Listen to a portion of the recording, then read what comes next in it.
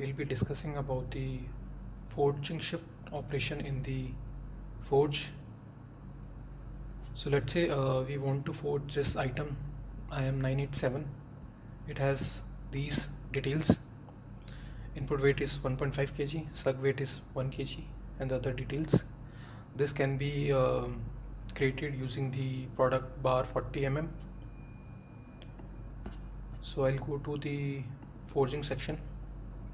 I'll go to a forging line and click this apply forge button. I'll select the item which I want to forge. I'll select the item type, the item weight type, which is of slug weight 1 kg. The product from which this item can be created. Now this product has some heats which already exist in our inventory. You can see the details of those heat with heat number and existing quantities which present there in the inventory. Let's say I'll select one of the heat 201, which is having available quantity of 1000 kg. I need to forge 100 pieces, and I'll set the applied time. So it has been applied successfully. By applying means that this 100 kgs of quantity has been deducted from the inventory for this heat, as we can see here in the forge.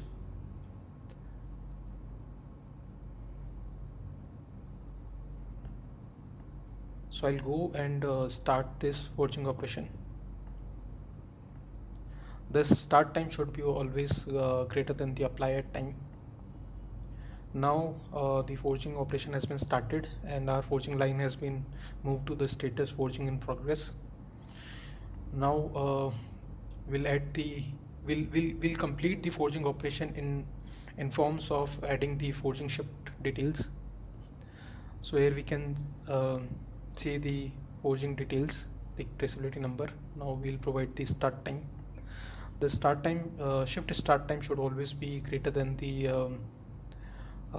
forging start time.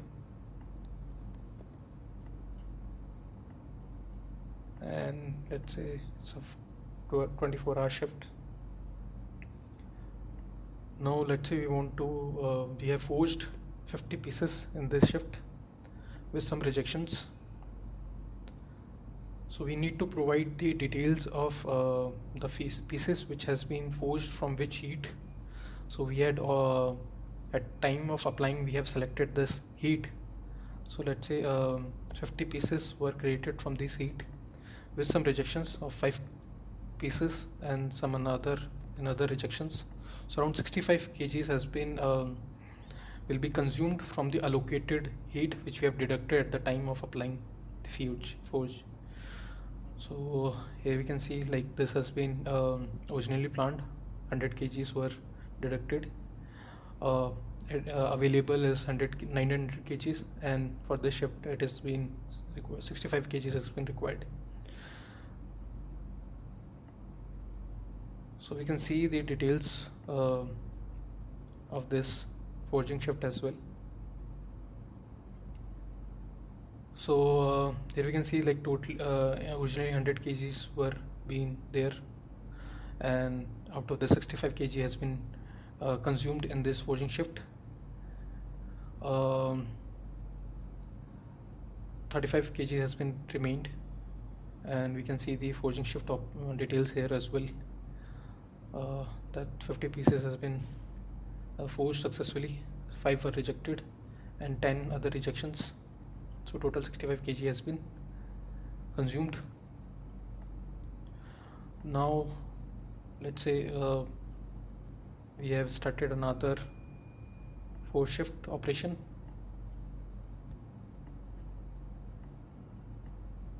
And this you can see the previous forging shift details as well. And this shift, let's say our expectation has been changed, and our requirement has been changed. Now we need to forge total 110 pieces instead of 100 pieces. So extra 60 pieces also been required. Some rejection also been done. So for the existing S201 heat, let's say 30 more pieces were forged from this, with 10 pieces rejected and some other rejection of 10 kgs. I'll add another heat to create 30 more pieces, which has been required.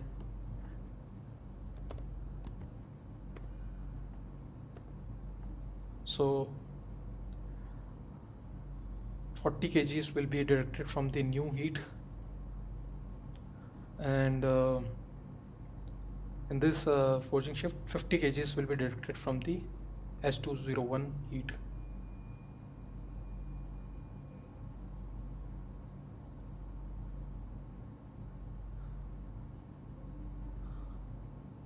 Okay, so this 60 pieces count should be equal to the total pieces of all of the heats.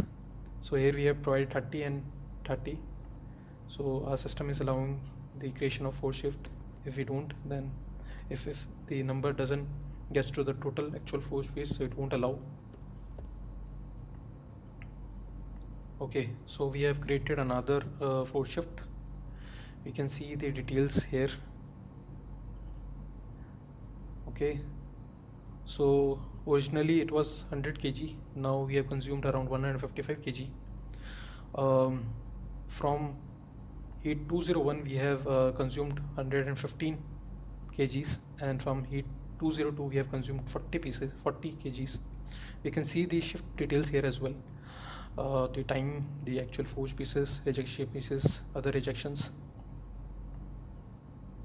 So heat wise we are displaying these details, and here we can see the rejection information as well, how many total rejected pieces and what is the other rejections in kilograms. Okay, so now we want to complete the forge shift. So here on the complete forge, it displays all the operation which we did in forge shifts. So originally we expected 100 pieces, but requirement change and we need to forge 110 pieces. This is the heat consumption history summary.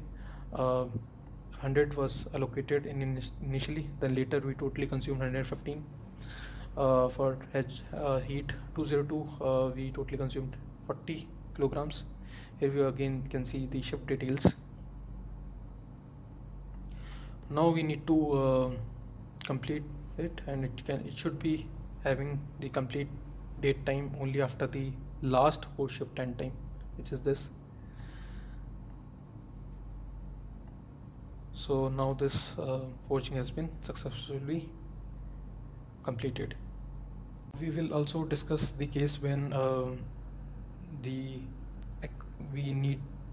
didn't forge as per the expected pieces, and we forged less number of pieces. So in that case, the quantity which has been left will be returned back to the inventory. So we'll do the forging for the same item IM 987. We'll select the select weight, the product, and let's say we want to select heat 203 having 1000 kg as quantity, and we want to forge 100 pieces.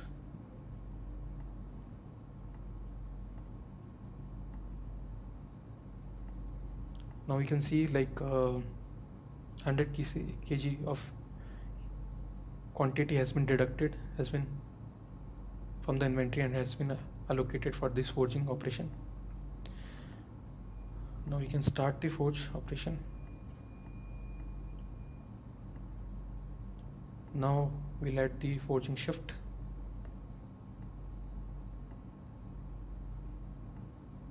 This time need to be after the okay. Now in this let's say we forge 50 pieces, the requirement change, and now we just need to 50 pieces only, and there was some rejections also happened. It's a 5 kgs, 5 pieces and 5 kgs of other rejections, so total 60 kgs of rejection should be deducted. And yeah,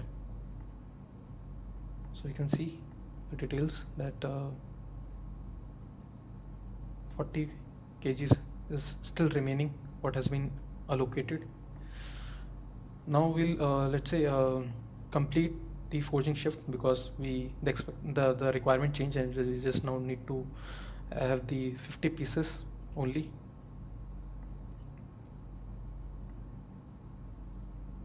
Okay.